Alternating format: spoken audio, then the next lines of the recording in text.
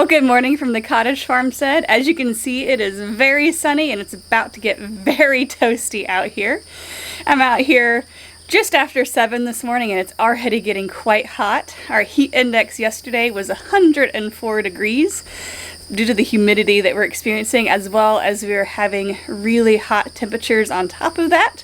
So I'm going to try and get as much of this garden tour filmed before it gets too toasty.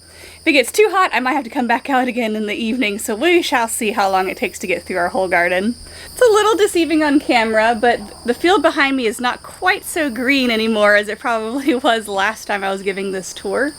We have been in a drought for the past month. We've had one good rain in the last 6 weeks, so the field has been getting dry and crispy. We actually had to start feeding hay to our cows, and we've been having to irrigate really heavily to keep our garden as healthy as possible. There are some crops that have stopped producing for us due to the heat, and I'll point those out as we go, but it is definitely taking a lot of water to keep the garden going this July. One crop that has been doing surprisingly well despite the weather is the blueberries. We don't have any irrigation on these and they've been producing wonderful amount of fruit, especially since this is the second year after we planted them. So we've been pretty impressed with how they're producing. Each of the plants down this row right here have been producing a handful of berries each day. Looks like I have some more I need to get off this evening. And we have a few more plants over here that are producing as well. Our raspberries also surprisingly produced several weeks into the drought. They have slowed down for sure, so we're hoping if we get another good rain or two, we may get another flush of the raspberries around the corner there. But at the moment, there's not much to see. Some of the vines have died back, and there aren't any blossoms setting. Looking at the urban flower terrace here from above, and you see that there's not a whole lot blooming until you get to our black-eyed Susans right here. There's a handful of drought-tolerant varieties in our garden, but most things have definitely come to an end for at least now. Last month I had the daisies were in full bloom, not a single bloom coming on them at now. The oregano has bolted on us. Sunflowers are still doing great. And behind them there in the center, you can see the petunias are doing well. The calendula is definitely struggling. It hasn't been able to get particularly established. And the alyssum and strawflower are hanging in there, but we're not having a whole lot blooming in our urban flower terrace at this time. One exception is the gaillardia. This plant was advertised in the seed catalog as being drought tolerant and poor soil tolerant. As you can see, we have a lot of red clay that they are growing in right here, and they have been blooming beautifully. We are irrigating once or twice a day with the drip line, so it's getting some water, but it is definitely thriving despite the amount of intense heat that we've been having. They don't last great in cut flower arrangements, but they are very pretty out here in the garden, especially when nothing else is blooming this time of year.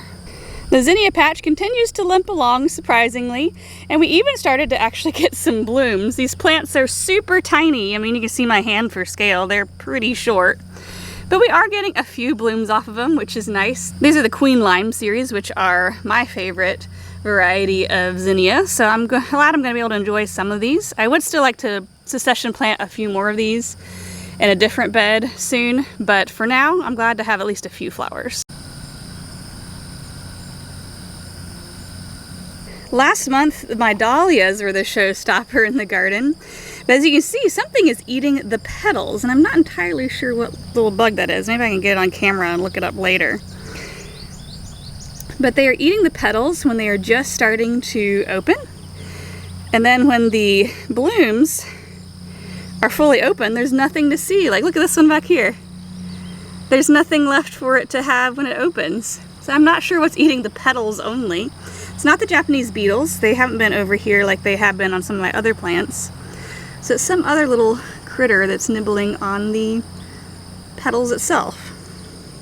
Comment below if you know what's eating these, because I'd be curious to know what they are and see if I can help my dahlias out, because they're some of my favorite summer blooms. As you can see, we do have some casualties out here during the intense heat. We did plant some echinacea throughout here to fill in some of the gaps. Some of them survived, some of them obviously didn't. So we will have to try again next year to start filling in a few more of the gaps. Hopefully it won't get as hot as quickly next summer, so that some of these things can get established before the intense summer heat of the south. The celosia stayed small for us this year. I'm still able to use them in cut flower arrangements, but it's definitely not as bushy and vibrant of a plant as it was last year. Probably two things working against us here. We did not thin it as well as we probably should have, so there's probably just competition. And then the second thing, with the intense heat, I think it's just shooting out its flowers, trying to reproduce, thinking that the end of the summer is nigh, even though we still have another 2 months to go here in South Carolina. So I'm not sure if this is going to last me all summer, but I'm enjoying what I can while I can get it. So one thing we're super excited about in our garden this summer is our Concord grapes that we planted last year are starting to produce. Most of them are not quite fully ripe yet. I'm still enjoying a few of them as they come in. They're so good. They're my favorite grape. We did realize that we didn't get the seedless variety. So next time that we buy some Concord grapes to fill in along this side of the garden, we're gonna get the seedless variety, but they are delicious.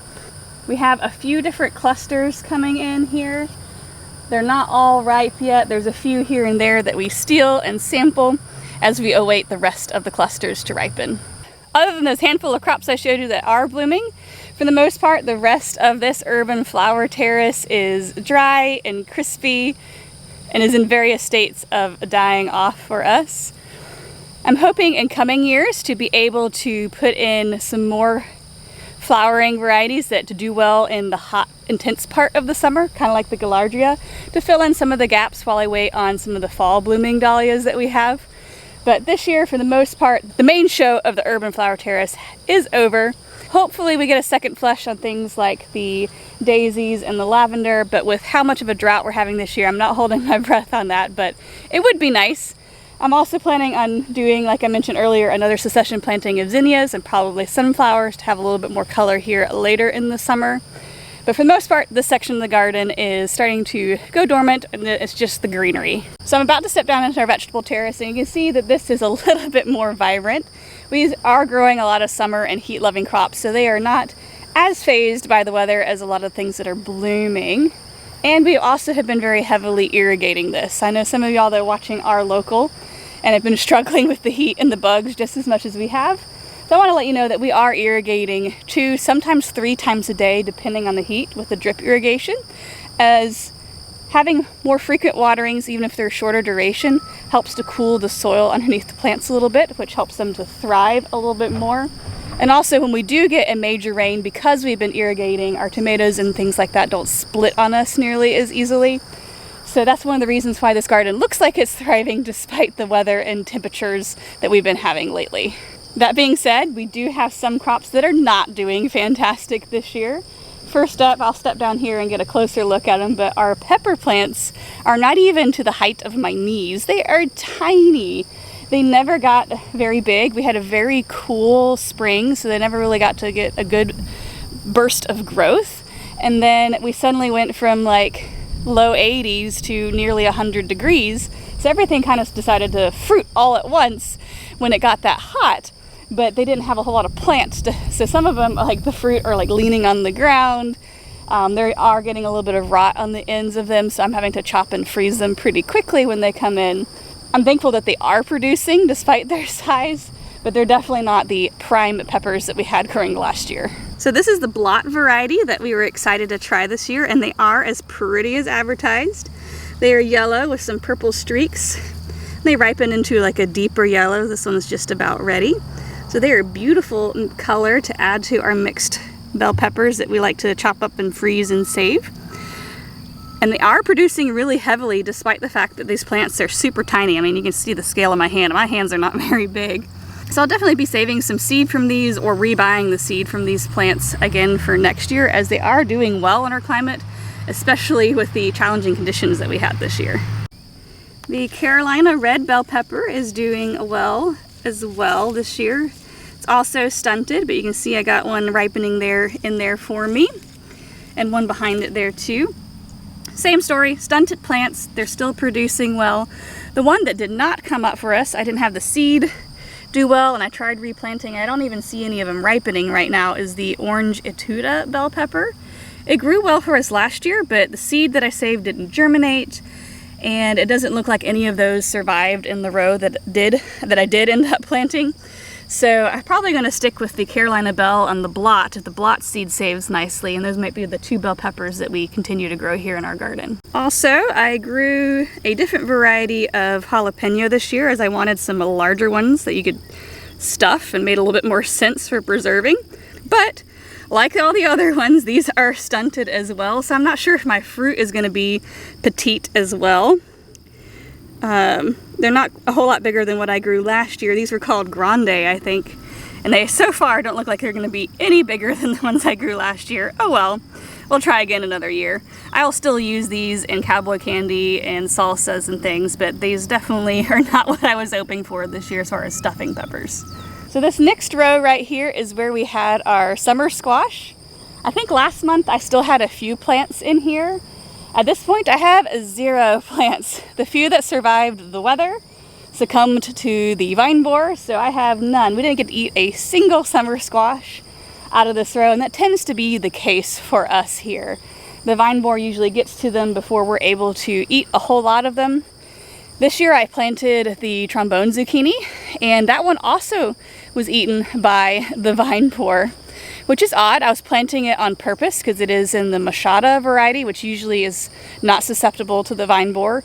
But this year, talking to other local gardeners, the vine borer is getting crafty and is starting to get into even some of the winter squash varieties in addition to the summer squash. So we're thinking we probably will take a break in our family garden here from the summer squashes to see if we can kind of start breaking the pest cycle a little bit, and maybe try again in a few years. Maybe the vine borer population will be a little bit less competition so that we can get a few crops in the future.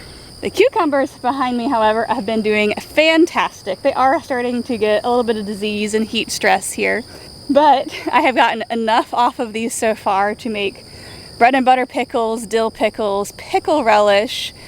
We've been selling them. I gave pounds to my mom to can, and I think my mother-in-law wants some off of these vines before we pull them out as well to pickle. So we have been getting loads off of this variety. It's called Homemade Pickles, and it is a perfect variety, especially if you have a small garden or doing it in pots. This is as much as it vines out. Like, it fits and stays compact in its row. It doesn't go crazy and try to take over. Don't even need a trellis. We love this variety. It's always loaded every year that we have grown it. We currently have some of the cucumbers actually marked with some tape, and we're letting them grow out so that we can collect the seed from them and continue to grow this variety and continue to help it adapt to our climate here, especially since we did have such a challenging weather year. The more we can save seed from our garden, the more that they'll continue to do better in the future for us. So in this zone here, the carrots are continuing to grow for us. We are waiting on the weather to cool down just a little bit to hopefully make sure our carrots are on the sweeter side, as last summer when we harvested a little early, they were very bitter. So they're just gonna stay in the ground, keep doing their thing. My cutting celery is just about ready to start cutting and drying. I've been holding off as I didn't want to cut too soon with the intense heat that we were having and dehydrate my plants and kill them off too soon. But since we did have a rain this past week, thankfully, I may be able to start cutting a little bit off of it and start drying it. And then my pumpkin on a stick experiment is actually turning out. So back in probably, I think it was our May garden tour, I was showing you how many potato beetles that we had all over these plants and was just eating them alive. Well, the potato beetles, I guess, have finished their cycle for the year, and these are coming back, and I actually have some fruit on there. So I'm curious to see what they look like. These are actually purely ornamental, but they're supposed to be really pretty in flower bouquets, and you can dry the pumpkin on a stick part to use for decoration in your house in the fall. So these are more just for a novelty this year to see what happens. They do take up a lot of bed space because they're essentially the same plant as the eggplant. I'm not sure I'm going to grow them every year, but it was a fun thing to try this year. And in this next row right here, we have a mix of different crops. We had some lettuce that's bolted on us. We have some chard that we have been harvesting for us and selling, some kale. What was supposed to be thriving in here at this time of year is our okra. They tend to like our intense southern summers. They tend to get really big and really like it, but our okra, as you can see, right here is not even barely to my knees.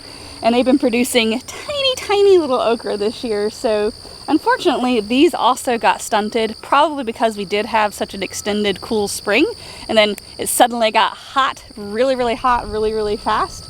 So these have also ended up stunted.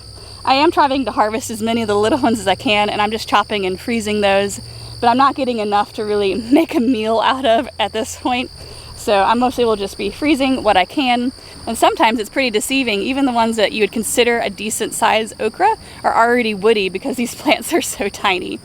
So probably not the best okra crop that we've ever had this year as well, but we're at least able to get a few things to put up for the freezer. Before we get to the green beans, the strawberry patch and asparagus patch right here have been doing fantastic.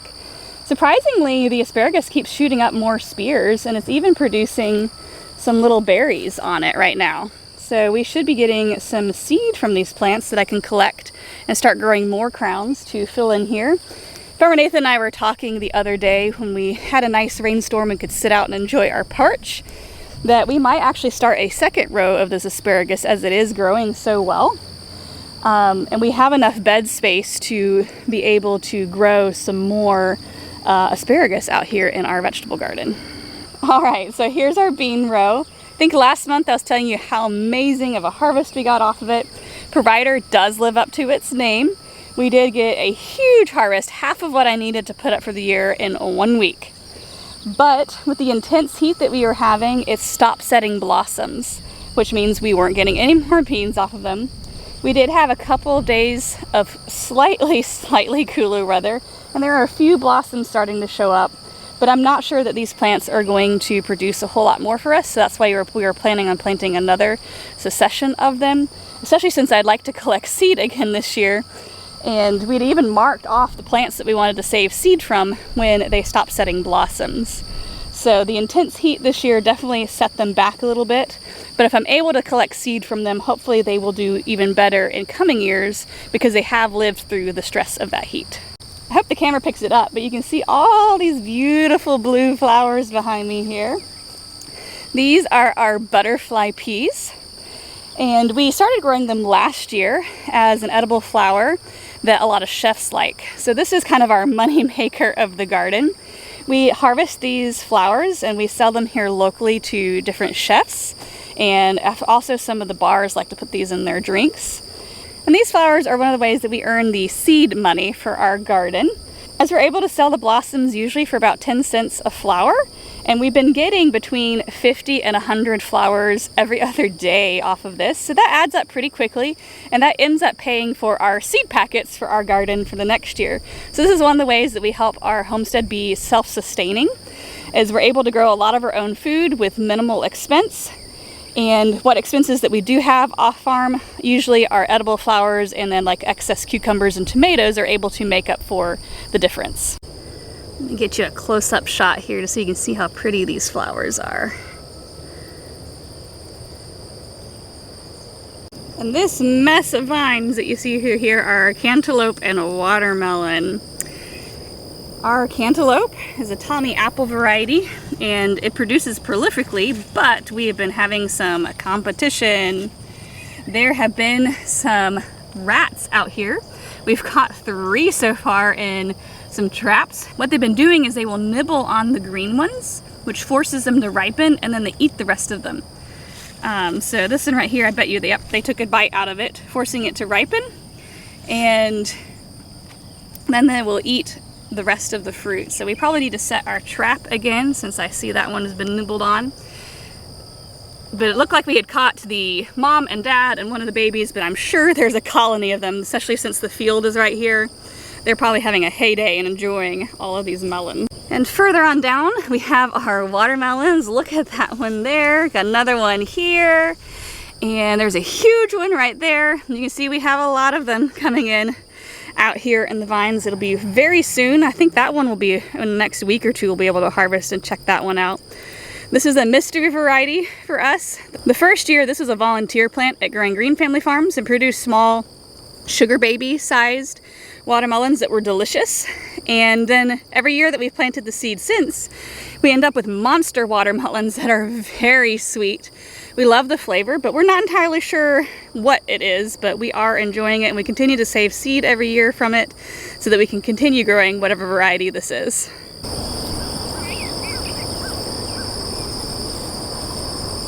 So this jungle that you see behind me here are our tomatoes. They did not love the cool start that we had to spring, but when it got hot, they grew really quickly. And pretty much all of the varieties are doing fantastic. Some of them have split on us and we do get a heavy rain, which we've only had one of those in the last 6 weeks. So for the most part, the drip irrigation has been keeping these plants super happy. And since we haven't been having any of the rain, we haven't had any blight issues on the leaves of the tomatoes. So we are having a bumper crop. We have been canning diced tomatoes and probably going to be transitioning to marinara sauce and some other tomato products very soon, as we are filling up our canning shelves very quickly with tomatoes. But I will take a walk along here and get some close-up shots of the different varieties that we're growing and tell you a little bit more about them. So this plant here is yellow pear, and you can see the shape of the plant. They are pear-shaped. There's a few in here. Let's see if I can even get close enough to them with this thick vine that are ripening. There we go, there's some in there that are yellow, and they're cute little tomatoes. We love this variety as a fresh eating one. They also add some nice color when we are canning as well, when we have extra. And it's one that we usually put in our garden every year as a cherry variety. The other cherry variety we grow is called Heart. And this was one that I finally found after years of hunting for an orange cherry tomato that tasted like the sun gold but was not a hybrid, so that I could save seeds from it. And as you can see, they look pretty much identical to the sun gold. I would not be surprised if this is one of the parent varieties of the sun gold, as they taste pretty much identical, and I may sample one right now myself. An experimental variety that we were growing this year was called Terracotta. It was supposed to be a very deep orange variety. They are more of a regular orange color in my opinion. It was a free sample packet that we got from Baker Creek last year, and we thought we'd give them a try. It's a beefsteak heirloom variety. We typically grow black crim every year, as that's our favorite beefsteak for flavor, and it grows really well in our climate. And these have produced really heavily. They just don't have the same flavor that we like from the crim, so they may not be winners in our garden every year, but they have been producing great for us. So I think all of the ripe crims are inside at the moment. This one is just starting to blush for us. And this is our favorite heirloom variety. We grow it pretty much every year. It has a wonderful flavor. If you like tomato sandwiches and your BLTs, this is the one you want on there. It has a nice deep flavor to it. And we also include it in our tomato sauces, even though it is a beefsteak that's a little watery, because it has such a good flavor. So this is one that grows well in our climate. It does split, as you can see, but it's usually not so bad that you have them rotting on you. And it usually produces a ton of fruit, unlike some of the other heritage heirloom varieties. So you can see we have more fruit coming in here. We've harvested quite a few off of it already, and it definitely produces a whole lot more than, say, like a Cherokee purple variety, and in our opinion has a better flavor. So this is one that's a winner that stays in our garden every year. So this jungle along here is our preserving paste tomatoes. So I planted orange icicle. They've continued to do great. You can see I have one ripening for me right here. They are usually loaded and produce heavily for a long period of time. I did give Amish paste another try this year, and I'm not even sure it even survived. We've been looking around trying to find the Amish paste. I know I planted a few of them. Can't even find them in our garden, so don't think I'm gonna grow Amish paste. I know that's a really popular one for a lot of people for their preserving, but it just doesn't do well in our climate. Orange icicle, though, has been a winner. We also grew, here it is, the San Marzano variety. And it has been producing really well. I mean, you can see it's loaded. But we haven't been impressed with the flavor of it. At least when we were eating them raw. We've been testing the different ones as we go. And it hasn't been tasting quite as good as the orange icicle. We definitely value flavor when we are growing things ourselves. And so this, at least this variety of the San Marzano, has not been as tasty as we were hoping. So we're saving some seed from it, but it might not be one that we put in our garden next year.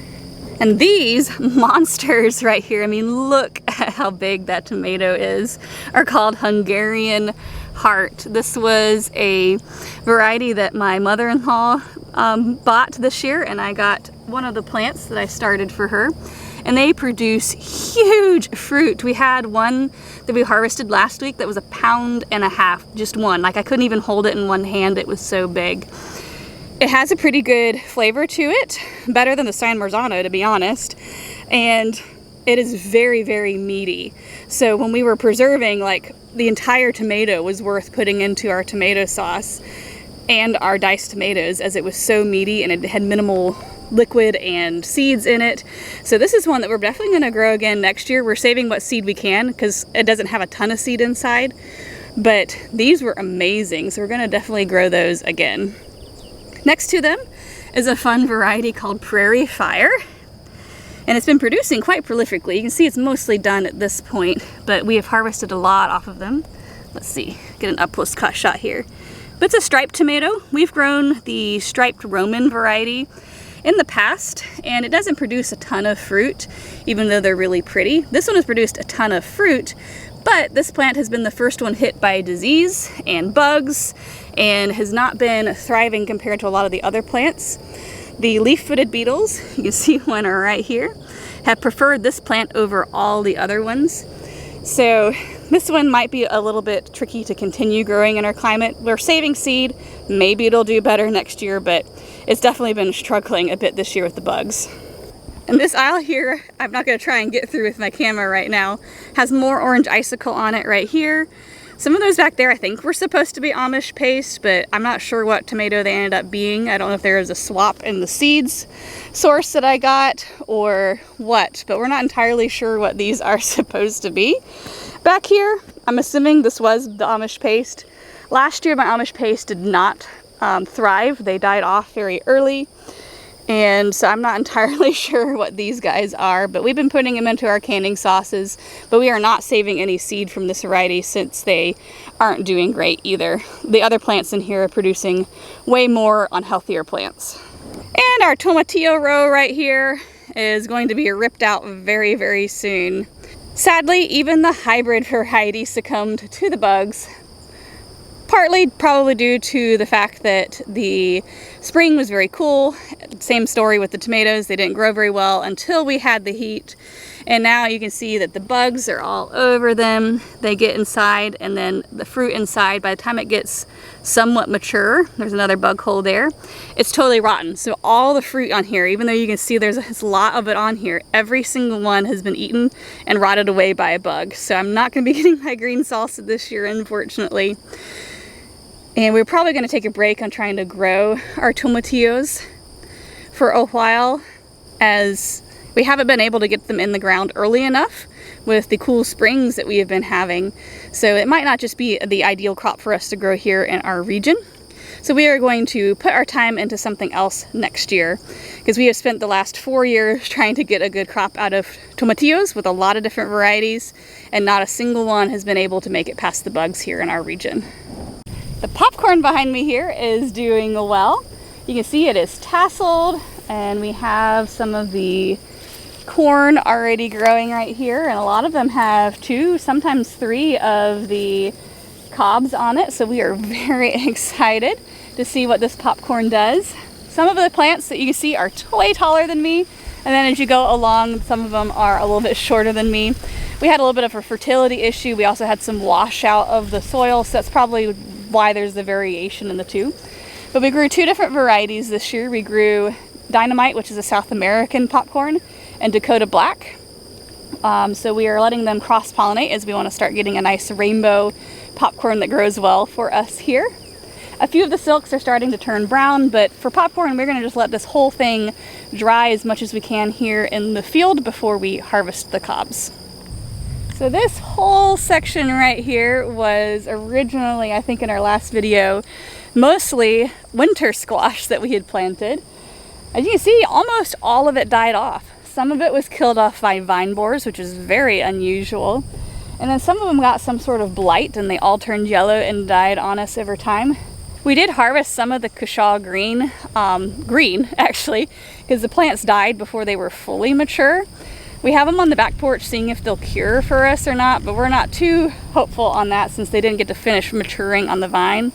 And hopefully in a week or two I'll cut one open and see how they're doing on the inside. I may have to chop and dice them and freeze them early rather than letting them store whole in our basement root cellar area. But sadly, the only thing I think is left is one pumpkin variety over there, and it's starting to get some green leaves, so maybe we'll get something. But for the most part, winter squash got attacked by vine borers, very oddly, squash bugs, and blight this year, so it was not a good squash year for us. The one thing, however, that did take off after all this started dying back was our sweet potatoes. You can see that they're sprawling back there, and there's some more over here where I put some other slips. So we're very curious to see if we get a good harvest of sweet potatoes this year. Sweet potatoes are not my favorite vegetable. Farmer Nathan likes them, and with a baby on the way, we know that's a great first food for little ones, so we definitely planned on growing these to store so that Farmer Nathan can have some stuff to enjoy over the winter, but as well to share with our baby come next spring. And this patch right here was where we had our potatoes. We harvested all our potatoes, I think right before I filmed last month's garden tour. And we have put a silage tarp down to kill off all the grass and let the soil go fallow underneath it for a little bit of time. We were thinking about planting another succession crop here, or maybe let Growing Green use it for the rest of the season. But at the moment, with how hot it is, they haven't really been able to plant a whole lot of new crops. So for now, we're just gonna let the silage tarp keep the weeds under control over here. And we will probably regroup and plant that maybe in the fall with garlic or onions or something like that. One last thing before I go inside, you can see our sunflowers are blooming beautifully. This is a hybrid called Buttercream that we got from Johnny's Seed last year, and I had some extra seed and I planted them at the end of the rows here. They've been so beautiful to see from inside the house. We can look out pretty much any window and see them out here, especially in this time of the morning when the light is catching them just right. They are so pretty. It's such a unique color yellow compared to a classic sunflower. It's really beautiful in flower arrangements as it contrasts really well, especially with things like purple amaranth. So we're loving it. Unfortunately, it's a hybrid, so saving the seeds is not the best idea. I have thought about it to see if I could grow them from seed, but I'll probably just buy another seed packet next year because these are really so gorgeous. Well, thank you for joining me for a hot and steamy garden tour here in mid-July in South Carolina. I'm going to be heading in very shortly as it is quite toasty out here. And I hope this garden tour gave you some encouragement that even experienced gardeners still struggle with bugs and blight in the weather, and that nothing grows perfectly every single year, and that is part of the joy and fun of gardening as you get to experiment and learn what works and what doesn't, especially when you are trying to grow without any herbicides, pesticides, or fungicides. That trying out different varieties is a lot of fun, and seeing what works and what doesn't is an adventure rather than a failure. Well, with that, I'll catch you next month.